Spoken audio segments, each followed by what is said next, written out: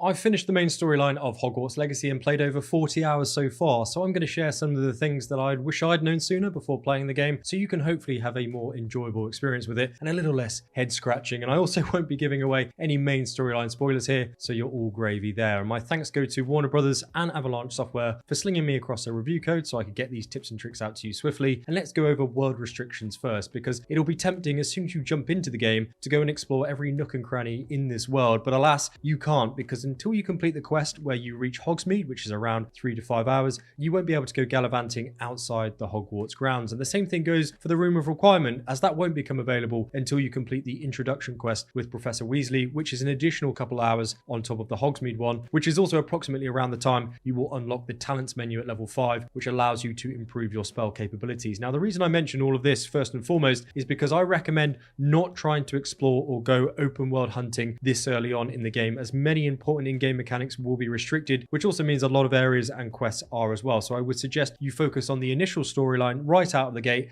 and enjoy that until all of these other options become available to you. And the same can be said about flying, because I spent way too much time running around trying to activate side quests outside Hogwarts in the hope that the quest for flying would then appear. But in fact, this becomes available after the main storyline quest called the Jackdaw, where you will help a ghost under the castle. And once you've completed this, Professor Kagawa will invite you to partake in flying class, which is then when you'll be able to go soaring around the Scottish Highlands. And speaking of which, this isn't something I noticed until late game, and that's while flying around, you may come across these circular platforms in fairly uneventful or inconspicuous positions dotted around the landscape, which are also not noted on your map, by the way. And these are called landing platforms. And when you do land on one with your broom, you can trigger it to function by lighting the fire blazes around it with a fire spell, or if you just stand on it for several seconds, it'll then start to rotate, which means you've unlocked it. And even though Quidditch isn't in the game, by finding and activating these flying platforms, you'll unlock a full set of the Quidditch captain's uniform in the challenge menu under the exploration tab, which is pretty cool.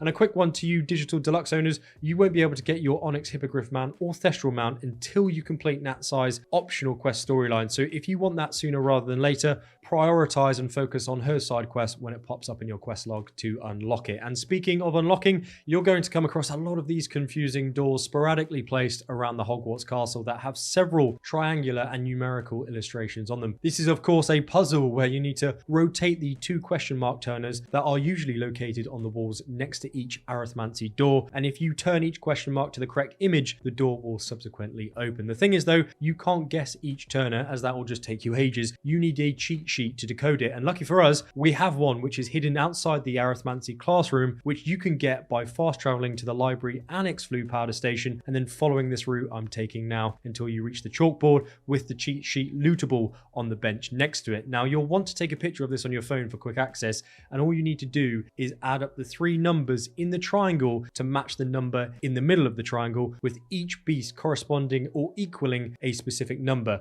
You also need to make sure you turn the correct question markers on the walls, and then you'll be inside. And it looks and sounds more complicated than it is, as I spent about 30 hours trying to figure it all out, but it was because we didn't have this cheat sheet that Nika found, so all credit goes to her. Now, as for rewards inside, you will pick up your standard loot, cosmetics, and galleons, but I'm yet to unlock them all, so perhaps there is a bigger reward waiting for us somewhere in this game. But speaking of secrets, I'm going to run you through some solid tips and tricks that help me in the Room of Requirement when you do eventually get around to unlocking it. And that's firstly saving all of your galleons or gold that you earn in game to purchase the 3-slot medium pot planting table and the 2-slot large pot planting table from Tombs and Scrolls in the shop in Hogsmeade. Now this will set you back 6,000 galleons or gold, which is a significant amount of money early on in the game, but it will turn out to be a cost-effective purchase in the long run, as all types of plants can grow in these 2 tables and they allow you to grow the maximum capacity available to you in game. You can also conjure several of them to work simultaneously, so there isn't any need to purchase the small pot tables, as you can grow small plants in medium and large pots, so it's a kind of waste of money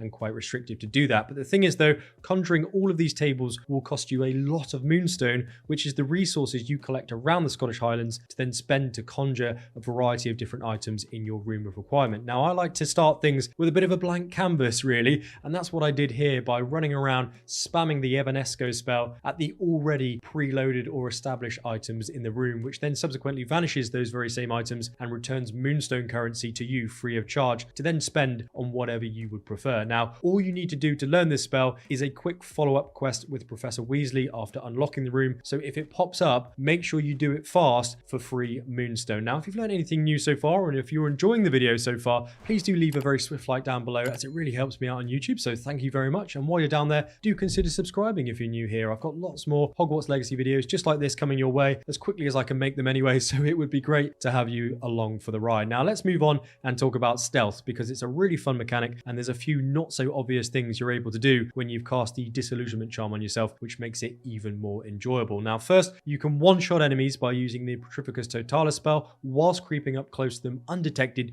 but you can also use your ancient magic finisher by pressing the L1 and R1 buttons together if you have your blue meter bar filled to then one-shot an enemy in style whilst also remaining in stealth. Now on top of that, you can cast unforgivable curses while in stealth, including the Imperious Curse, which turns an enemy against his allies and allows you a lot of opportunities on how you then want to approach a mission by using this mechanic. Or alternatively, you can just Avada Kedavra, the Killing Curse, a boss just like I've done here, and then sneak away, which is very overpowered, especially if you place additional talents in your stealth tree to reduce the chance enemies will detect you. And the game doesn't tell you this, so it is quite a cool option to know. But speaking of cool options, another great thing to do with this stealth mechanic is take advantage of the several disillusionment chests dotted around Hogsmeade, which will only open up if you creep up to it in stealth and will then reward you with 500 galleons, which is absolutely massive, especially early game. So sprint around Hogsmeade spamming Revelio and you'll have the cash you need for your room of requirement items very quickly. But whilst we're on the topic of ancient magic spells, you're going to come across these ancient magic hotspots that will appear on your map after you complete chapter 2 of the storyline, which you'll know has arrived thanks to the autumn-centric cutscene in game. Now, quite simply, these are puzzles for us to complete around the Scottish Highlands, with some of them being pretty challenging to be honest, but there is a payoff here, and that's because if you do manage to complete 2 of them, you'll add an additional ancient magic bar to your magic meter, as you can see in the challenge menu. Now, what I would say is that I would recommend at least doing 2 of these hotspots to pick up that 3rd bar, because as you get involved in larger battles throughout the game, there's going to be a lot of ancient magic orbs dropping out of enemies,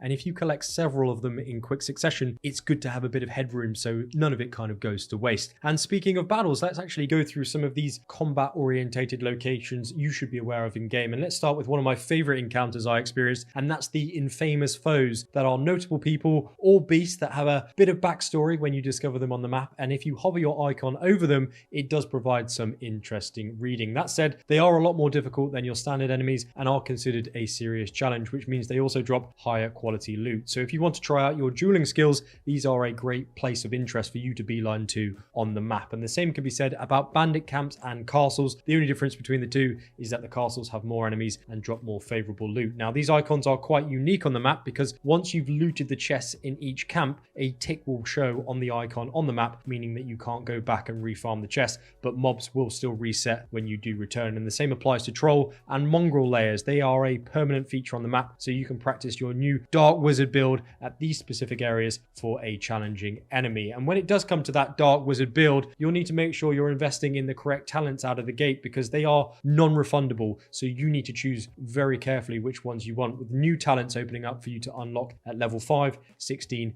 and 22 respectively. Now, there's some absolute bangers on here that you need to be grabbing first in my opinion, and that's the spell knowledge 1 and 2 talents, which will unlock additional spell diamonds for you in game. And in my opinion, this needs to be your first port of call, because having more spell diamonds easily accessible in game